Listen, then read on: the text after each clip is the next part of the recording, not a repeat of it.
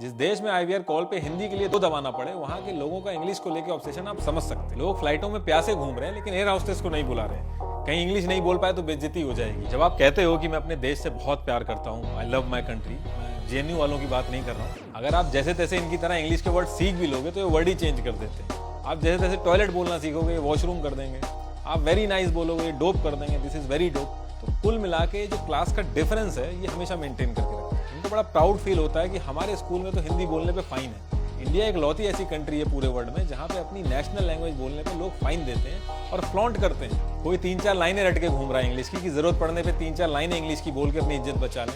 कोई हिंदी में ही you know what add कर रहा है कि ये एकदम खत्म केस नहीं है, थोड़ी बहुत इंग्लिश हमें भी आती है। इनके साथ तो ऐसा करना चाहिए कि जिस एरिया से ये लोग चुनाव जीते वहाँ के गवर्नमेंट के स्कूलों में इनके बच्चों को पढ़ना मैंडेटरी कर दें। इंग्लिश बहुत ही इंपॉर्टेंट लैंग्वेज है। एक तो ये ग्लोबल लैंग्वेज है और जब आपको ज़्यादा लोगों तक अपनी बात पहुंचानी होती है तो इंग्लिश का बहुत ही एडवांटेज मिलता है। इंग्लिश की सबसे अच्छी बात यह है कि इस एक लैंग्वेज ने इंडिया के अलग अलग स्टेट्स को यूनाइट किया। इनफैक्ट मैं खुद इंग्लिश सबटाइटल लगाता हूँ, ट्वीट करता हूँ इंग्लिश और हिंदी का यूज़ करके, ताकि ज़्यादा से ज़्यादा लोगों तक मेरी बात पहुँचे। लेकिन इंग्लिश को लेके जो डिस्क्रिमिनेशन होता है, जो छोटे और बड़े का भेदभाव होता है, इससे मुझे प्रॉब्लम है। इस टॉपिक पे मैंने वीडियो बनाने का लास्ट वीक सोचा, जहां पे एक बहुत ही मशहूर सेलिब्रिटी ने अपनी स्पीच स्टार्ट करने से पहले बोला कि I am sorry, I will speak in Hindi, और उसके बाद उन्होंने अपनी पूरी स्पीच हिंदी में कंप्लीट की। देखिए, जब अंग्रेज इंडिया में आए तो उनको काम करवाने में बहुत दिक्कत आ रही थी, क्योंकि बिना कम्युनिकेशन के आप किसी से काम नहीं करवा सकते। फिर उन्होंने ऐसा फ्रेमवर्क बनाया एजुकेशन में जिसमें हम लोग इंग्लिश सीख सकें। उन्होंने खुद हिंदी नहीं सीखी, बल्कि करोड़ों लोगों को इंग्लिश सिखाने का काम शुरू कर दिया, और हम लोगों को अपनी रीजनल लैंग्वेज के साथ साथ इंग्लिश लैंग्वेज की भी अंडरस्टैंडिंग आई, और आगे चल के ये एक लैंग्वेज से ज्यादा एक क्लास बन के रह गई इंडिया में। इंडिया की पॉपुलेशन है ज्यादा और जॉब से कम, और ऐसा नहीं है कि एक पर्टिकुलर सरकार की गलती है। आप शुरू से देखोगे तो जॉब की दिक्कत हमेशा से रही है, इसलिए बाहर की जॉब्स और काम पे हमें काफी डिपेंडेंट रहना पड़ता है। देखिए, अब आप बाहर की कोई जॉब करेंगे तो आपको बाहर की लैंग्वेज में ही कम्युनिकेट करना पड़ेगा। बाहर की कंपनियां हिंदी, तमिल, पंजाबी में कम्युनिकेट नहीं करेंगी। और हमारी रीजनल लैंग्वेज के अलावा हम जो सबसे ज्यादा क्लोज है किसी लैंग्वेज के, तो वो है इंग्लिश।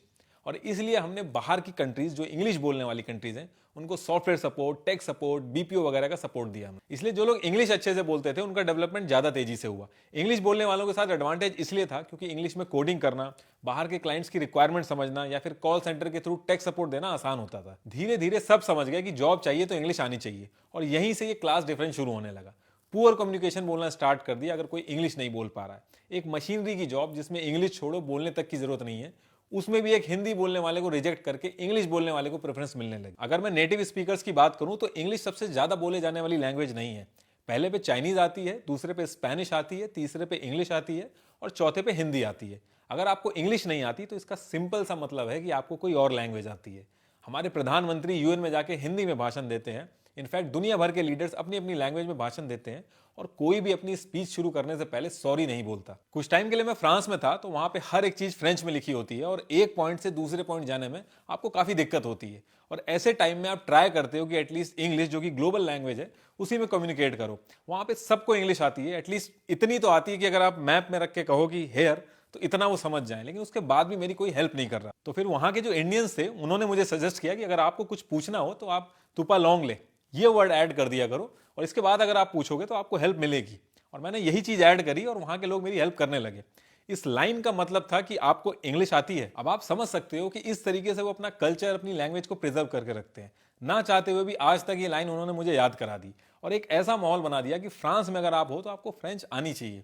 और ये बात सही भी है कि जिस देश में आप पैदा हुए हो, जो आपका देश है, अगर आपको अपनी ही नेशनल लैंग्वेज नहीं आती तो ये एक शर्म की बात है। लेकिन हमारे यहाँ दूसरा माहौल है।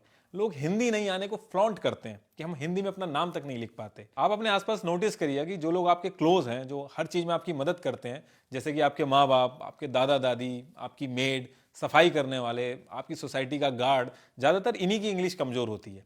जब आप किसी की खराब इंग्लिश का मजाक उड़ा रहे होते हैं तो उस टाइम पे आप अपने घर वालों का भी मजाक उड़ा रहे होते हैं, और साथ ही साथ उनका भी मजाक उड़ा रहे होते हैं जो दिन रात आपकी सेवा में लगे हुए। जब आप कहते हो कि मैं अपने देश से बहुत प्यार करता हूँ, आई लव माई कंट्री, मैं जेएनयू वालों की बात नहीं कर रहा हूँ, मैं बाकी लोगों की बात कर रहा हूँ। तो ये जो रीजनल लैंग्वेजेस हैं ये भी हमारे देश का ही पार्ट है। और जब आप अपनी रीजनल लैंग्वेज बोलने वालों को नीचा दिखाते हो तो एक तरह से आप अपने देश को भी नीचा दिखा रहे होते हो। आप अपनी जेब से एक नोट निकाल के एक बार ध्यान से देखना, उसमें 17 लैंग्वेजेस मेंशन है, और हिंदी और इंग्लिश को बड़े फॉन्ट में दिखाया गया है। वो ऐसे ही नहीं दिखाया गया है। वो उस लैंग्वेज की डोमिनेंस को दिखाया गया। हमारे सेलिब्रिटी, नेता सबको पता है कि इंग्लिश नहीं आने पे इंडिया में डिस्क्रिमिनेशन होता है, डिसएडवांटेज होता है। उसके बाद भी इसके लिए कुछ नहीं करते, सिर्फ अपने भाषणों में रखते हैं हिंदी को नफरत फैलाने के लिए और अपने बच्चों को बाहर भेज देते हैं पढ़ने के लिए। इनके साथ तो ऐसा करना चाहिए कि जिस एरिया से ये लोग चुनाव जीते वहाँ के गवर्नमेंट के स्कूलों में इनके बच्चों को पढ़ना मैंडेटरी कर दें, क्योंकि इनके बच्चे जब बाहर से पढ़ के वापस आते हैं तो सबसे ज्यादा डिस्क्रिमिनेशन वही करते हैं। अगर आप जैसे तैसे इनकी तरह इंग्लिश के वर्ड सीख भी लोगे तो ये वर्ड ही चेंज कर देते हैं, क्योंकि ये तो कॉमन आदमी भी बोल रहा है, इसमें हमारे बाहर से पढ़ के आने का क्या फायदा हुआ। ये वर्ड ही चेंज कर देते हैं, उसकी जगह दूसरा वर्ड ले आते हैं। आप जैसे तैसे टॉयलेट बोलना सीखोगे, वॉशरूम कर देंगे। आप वेरी नाइस बोलोगे, डोप कर देंगे, दिस इज वेरी डोप। तो कुल मिला के जो क्लास का डिफरेंस है ये हमेशा मेंटेन करके रखते हैं। इसकी वजह से कुछ बच्चे तो अपने माँ बाप से ही नहीं मिलवाते हैं किसी को, क्योंकि उनकी इंग्लिश वीक है। हमारे दोस्तों को पता चल जाएगा कि हमारी फैमिली का स्टैंडर्ड बहुत लो है, और इसमें माँ बाप भी शामिल हैं। इनको बड़ा प्राउड फील होता है कि हमारे स्कूल में तो हिंदी बोलने पे फाइन है। इंडिया एक लौती ऐसी कंट्री है पूरे वर्ल्ड में जहाँ पे अपनी नेशनल लैंग्वेज बोलने पे लोग फाइन देते हैं और फ्लॉन्ट करते हैं। अपने रिश्तेदारों को बताते हैं कि हमारे बच्चे के स्कूल में तो हिंदी बोलने पे फाइन है।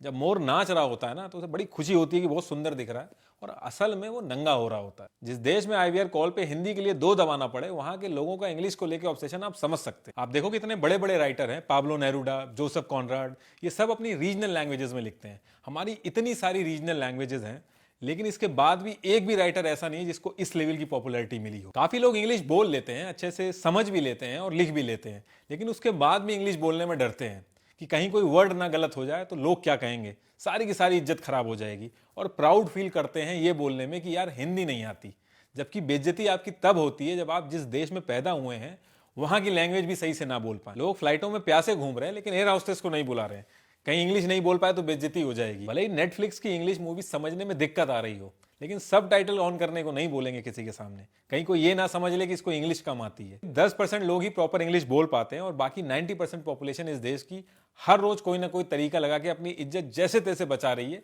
कि कहीं कोई हमारी गलत इंग्लिश का मजाक ना उड़ा दे। कोई 3-4 लाइनें रट के घूम रहा है इंग्लिश की, कि जरूरत पड़ने पे 3-4 लाइनें इंग्लिश की बोल के अपनी इज्जत बचा लें।